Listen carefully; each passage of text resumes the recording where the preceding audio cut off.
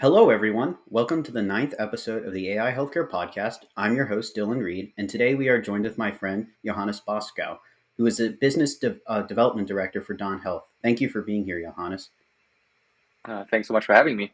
And just to start off with, what is Don Health and what do you do in the organization? So at Dawn Health in general, we work with pharma companies or some broader life sciences companies, basically launching digital health products, right?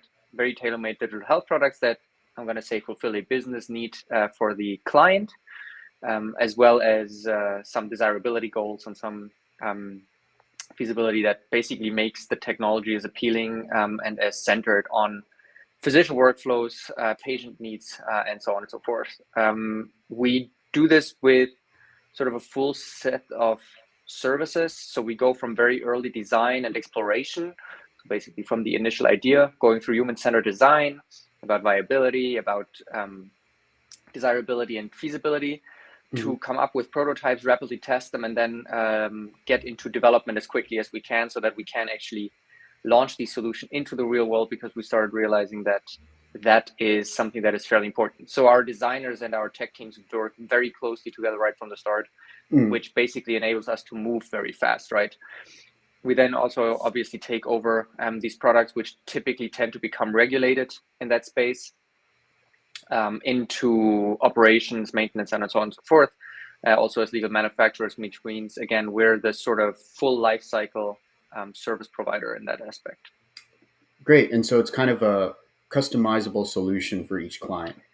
Exactly. I mean, we do have a platform in the background that sort of helps us streamline a lot of the processes, but to the client, essentially, this is a custom built solution. We focused on the custom built specifically because we started realizing, well, healthcare is enough companies have gone bankrupt trying to scale within healthcare. We started realizing that because we work a lot on very concrete challenges, right? Again, we come from sort of say the pharma or life sciences company side, right? Not in specific physician workflows. So from that aspect, obviously the challenges that we're tackling are sort of special to that therapeutic area, to that patient need, and so on and so forth, which means a custom interface is really, really important. We start seeing that more and more, right? A solution that might work in cardiovascular disease might not even work in diabetes, not to mention any rare disease and so on and so forth, right? The entire interfaces, the triggers, the population, all of them tend to be very different with very different needs. And if you don't hit the sort of goal of desirability with like 98% accuracy, which with a standard solution, you're just never going to get there, the adoption is just going to lag, right? Because obviously people look and differentiate and judge a digital solution very fast. Awesome. And so that kind of bleeds into my next question nicely. So the goal of Don Health is to build patient-led digital health products built with empathy. And what does that mean to you when you talk with clients in Switzerland? So again, we work mostly with pharma companies, some medtech companies, and so on and so forth. I think what that means essentially is we go into the meetings trying to figure out and trying to find clients that are sort of on the same side with us. When I say there needs to be business case, right? Because we know we work with these large companies, and on their molecular strategy or device strategy, that means there is always that trust issue that comes in, right? Is this issue that you see and that sort of improves your life, is that something that the patient is actually gonna also value? Classical example is adherence, right? If you think about it from that aspect, when we go into meetings, when we go into projects, we need to make sure that the clients are aligned with us and sort of what they want to be achieving. And we make sure that whatever they want to be achieved is sort of overlapping with what the patient would need.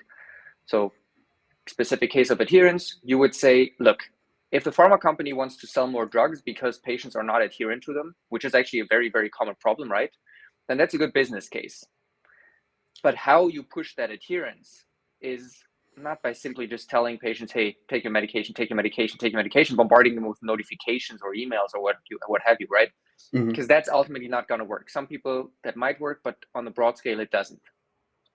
So when we talk to clients, we need to make sure they understand and make sure they have that same goal of saying, okay, we want to help the patient, and that patient is front and center, and we want to understand that patient. We want to actually make sure that that patient gets sort of a recommendation and some guidance and some support that really fits that patient instead of purely our goals.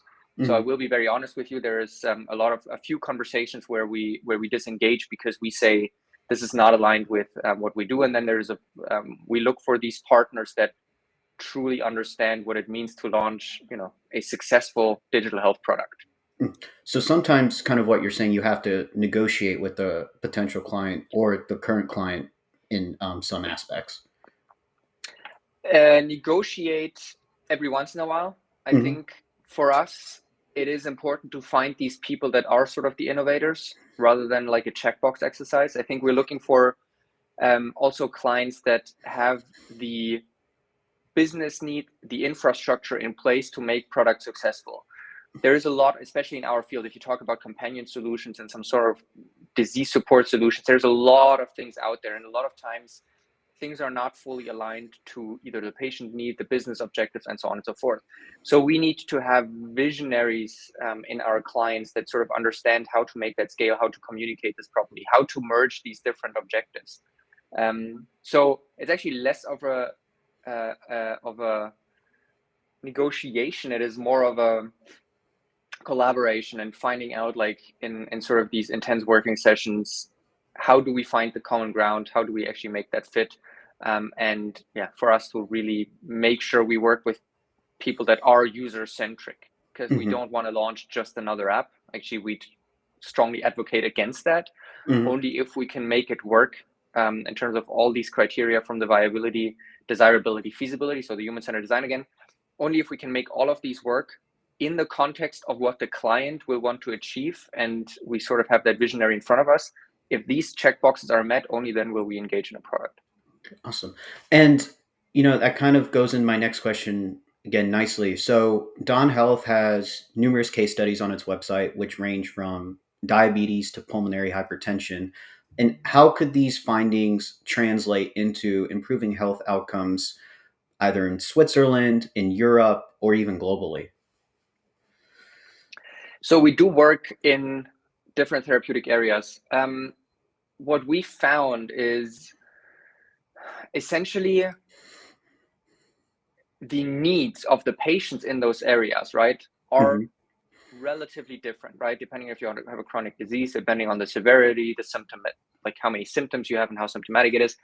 Um, the overall outcomes that we can achieve are relatively different, right? In one case, we might focus on improving adherence. In another case, we might be working on mitigating a certain side effect. And yet another case, we might be dealing with just comorbidities that are not drug related, but disease related, that sort of hamper the outcomes. So while we obviously work with clients, so we cannot disclose all of the findings, I think some of that is, for us at least, extremely encouraging in terms of the uptake, right? We obviously measure our outcomes. We obviously, as I said, we don't not only like set business cases and make sure that these are met. Hmm. Also, again, in terms of the desirability, we also make sure that we measure them and can communicate them, at least internally. We have some studies out there as well with some solutions to basically make sure typically that we improve quality of life or these specific subsets, right? Like improving adherence, Hmm. improving side effect management, improving condition management overall. So we try to merge all of these in as much as we can. I think something that is interesting for us is we try to set up as much processes around how do you get to these successful solutions, because we see a lot of solutions fail by doing too many things too quickly. You Hmm. can obviously say, right, every disease or chronic disease is sort of going to benefit from an adherence reminder, quality of life tracking, maybe a mood journal, maybe some calendar function, some content library, right? Like technically all of them could look roughly the same. Those tend not to be successful. What we then tend to focus on is which are the fundamental things that are going to improve the patient outcomes first, because Hmm. that's what we want to launch on. And that's what the value proposition is, right? We've all launched apps and like downloaded apps, opened them, felt Mm-hmm. immediately overwhelmed and never opened them again. I Mm-hmm. think that getting to the core of what is important to the patient, I think, is one of the key things that we've learned across all of these therapeutic areas. Mm-hmm. Once we figure out in the initial phase what is that key component that people would be looking for and that sort of meets our needs, Mm-hmm. and then focus on that, and then we try to expand as much as we can from there, sort of in data-driven decision making, right? Because even if you launch in, say, diabetes, multiple sclerosis, some rare diseases, you're often surprised by the usage patterns that you see. We obviously get relatively good uptake with a very good set of designers and behavioral scientists internally, but we are not wisdoms, right? Mm-hmm. Technically, I think one of the key challenges that we're trying to overcome as much as we can is when you look at good app design, at good product design, most of the time, successful products come from somebody who is dealing with a certain issue and solves that for themselves. Obviously, we can't hire someone with a specific disease and the skill set to come up with a solution. So we try to make up for that as much as we can with continuous framework development internally, how we best get these insights and how we create empathy for the patient so that we can actually find out what these key value points are that a patient would be looking for. And where do you see the role of artificial intelligence playing a role in empathy and patient ailments? That is a very broad question. I think for it depends. There's certain areas where we can obviously do that, right? The easiest sort of saying we've seen sort of the large language models coming in as sort of the let's call it more advanced AI systems at the moment, right? So we've obviously seen those come in. In terms of creating empathy, they're fairly amazing, right? Because different people have different wording styles and feel reacted to better, right? So instead of having one generic content, feeding your content library into a large language model and then letting the large language model, obviously under very secure guardrails, and by the way, we haven't deployed this, we're just testing this, but under very secure guardrails, sort of test how these models come out. I think that is a very, very key important role in sort of the empathy. Now, if you go to the earlier sort of artificial intelligence models, right? So very simple decision trees or something of the sort, right? That you technically set up manually, but then let work automatically. I think those tend to be also much, much better tailored because different people will look to different things in a solution. It could be a certain feature that you highlight that you need to recognize from a certain value proposition or even an incoming channel, time, age, but then going all the way to which content pieces are going to be suggested, what the sort of reminder frequency is, what sort of the trigger points are if you think about the hooked model for habit forming products. And then the last part obviously is anything that we do and that we do see. I think we're gathering vast amounts of data, right? Like if we have good and engaging products, then we tend to want to leverage these as much as we can in order to reinforce what works and what doesn't. I think this is an area that is a little bit tougher to scale at the moment, just because of the safety implications, the privacy indications, and so on and so forth. I think this will come more and more as sort of our own understanding and frameworks become important there as well. And what would be one particular area in AI healthcare policy that policymakers should become more knowledgeable about in on the continent of Europe or just globally in general? Yeah, I do not envy any regulator at the moment. I think the pace at which AI in general is evolving is tremendous, and I Mm-hmm. think you cannot actually come up with regulation fast enough.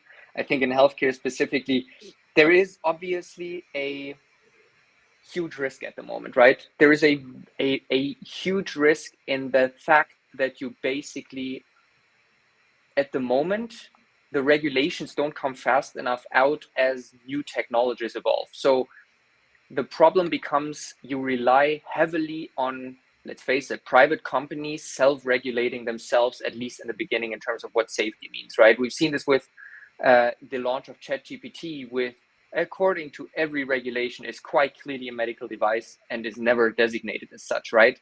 It Mm-hmm. does diagnose, even though it shouldn't, but it does.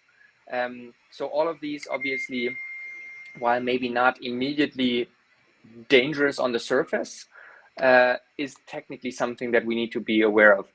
I think knowledgeable about is an interesting concept. I think there is we're starting to enter a phase where the technology evolves a lot quicker than our education of it, right? Mm-hmm. There used to be, when you think about even AI, when it was found like 50, 60 years ago, right? Technically, you could sort of anticipate what the next waves that are coming are going to be, right? People were talking about, I forgot what the original terms were, but like talked about AI for a while, and it sort of started moving relatively slowly. So you were able to basically teach someone in high school or in even university about sort of what artificial intelligence would be, and by the time they were in the space of of being regulators, right, you Mm-hmm. would technically have been able to still apply these concepts. Nowadays we're so much quicker in the sort of space that Mm-hmm. it will become more important for regulators to anticipate what the new technologies are going to be, not to regulate them, but to understand them. Because Mm-hmm. if you understand, right, like a large language model, obviously being a deep learning initial like initiation, basically, but that I think took too many people by surprise and more people by surprise on what was coming. Or even though you could see the curve coming for like the last 5 6 years on this is something new that is going to happen, and when you understand that they Mm-hmm. will be able to converse with you on a normal level, it's very easy to sort of anticipate what's going to happen in healthcare. Mm-hmm. Yeah, no, and it's you brought up an interesting point. Like here in the United States, AI, one of the arguments that we're starting to see, and it appears insert policy issue here over and over again is this something the federal government should regulate, or is this something that state government should regulate? And that's always been a constant battle here in this country. Yeah, it's I mean across the board. I think they're, to be fair, that's why I said I'm not envious of any regulator at the Yeah. moment, right? The I know the internal alignment, coming up with the frameworks, coming up with the actual policies is a long process. But if you think about the space and the evolution of the technology at the moment, Mm-hmm. um, I think there are some really good headwinds, and I know Biden made an executive order in that space, right? I know the AI Act in the EU is coming out, so people are trying to sort of put at least some guardrails in saying, okay, touch this, do not ever touch this. This is something that is completely off limits, right? I Mm-hmm. think that's a really good start. That is still reactive, though, right? Technically, if you look at what the exact text that was proposed, you could have proposed something like that 2 3 4 years ago to make that come into force now, right? Because again, the technology was coming.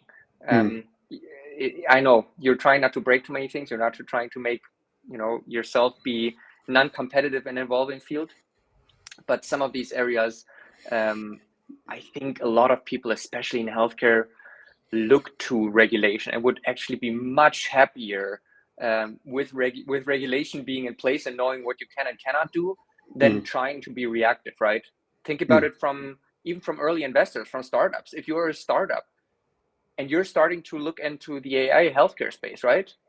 Mm-hmm. And I know I'm going to launch a product now, or I'm going to work on a product now that's going to launch in, say, 2 3 years, right? Trained model, let's say imaging. In imaging, there was sort of regulation space because technically it is sort of still in the traditional sense. Mm-hmm. But when you think about what happens, right, the entire risk that you take by regulation not being in place, and you working in healthcare and knowing regulation will come into place, there is such a risk and such a flexibility that is required that just Mm-hmm. drags you down in terms of the innovation that you can actually bring. If you will Mm-hmm. go into a space where you know what the rules are, you're much easier to move into those rules and then to appease investors, to calculate risk, to mitigate risk, and so on and so forth. And I think that's actually a space where every one of us wants to be in healthcare. Awesome. And where can people find more about you, Johannes, or about Don Health? I mean, Dawn Health on our website, dawnhealth.com. Mhm. about me on my LinkedIn. I think that's usually the easiest way to reach me. I try to respond to any message that I get. That's sometimes easier said than done. I might forget the occasional one, but yeah, on LinkedIn Mhm. you can easily find me. Yeah.